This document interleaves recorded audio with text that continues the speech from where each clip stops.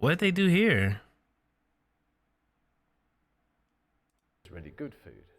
So we asked a group of engineers at Dyson what they could do to improve some of the activities on the farm. One of the things we came up with was a vertical growing system. I think this is the biggest rig Dyson's ever made. Vertical 24 grains? meters long, 5.5 meters tall. Each wheel's I ain't gonna lie, that color and piss me off. We did the whole thing ourselves. Every bit of wiring, every nut, bolt, fastener. Oh, this looks crazy. This rig for the last 2 years. It's like having a child. Every single bolt I've got a relationship with. They're getting ready for strawberries in England, except in the all those strawberries summer season. So what I've done is to build. Holy shit, dog! Wait, except in the height of the summer season. So that's their greenhouse. Oh my god. Yo, that is crazy. I want to put a greenhouse on my land so bad. This is huge, dog. What I've done, so that's where they're in, right? Huge greenhouses, and from that we can produce. And they're automated. You can imagine all year round. What we're working on here with the Dyson engineers is the whole different growing system to get much higher density fruit in a covered environment. This is stacking strawberries up across these multiple levels.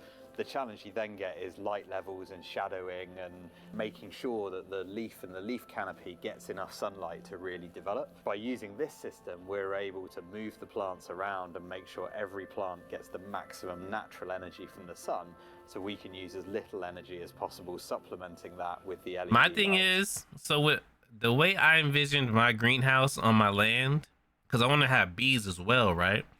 I want to have like openings in the greenhouse, right? So the bees can come in, but then when you do that, you also invite pests. You know what I'm saying? So what do you do about pests? Do you like just release ladybugs or something? But with the bees, they'll be able to pollinate that, you know? Growing things, it's like making things. I'm a manufacturer. And so I suppose in a way I've approached farming from that point of view. You know, how can we make it more efficient? What technology can we bring in that will improve the quality, the taste of the food? Damn, look how big that. Farming from that point of view. Look how big that cow is. What technology can we bring in that will improve the quality? That is a healthy cow. She's probably pregnant though, but that is a healthy cow, bro. Food, use the land better. Oh my god, if you go to a farm in America and you look at the cows, they do not look like that. They do not. So this is I could tell you firsthand. Dyson owned sensor packs.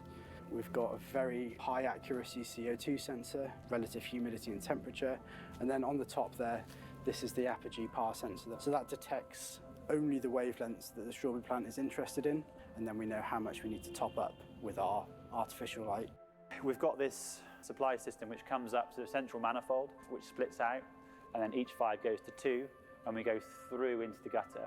And then once the water flows through, that goes into the drain here, which captures the water, and this black pipe acts as a dynamic collector. So it hits this ramp and empties as it goes round and empties into the base station, and this gets pumped out. We get a 2.5 times uplift in the output of the greenhouses. This looks like too much though. System will allow farmers to produce the very best food in England and make Britain more secure in its own food production. We've got wonderful land and we should be able to grow everything we eat. But I'm thinking about the harvesting, but the harvesting was done by a robot, right? I would love to see like a deeper video on that. That's sick.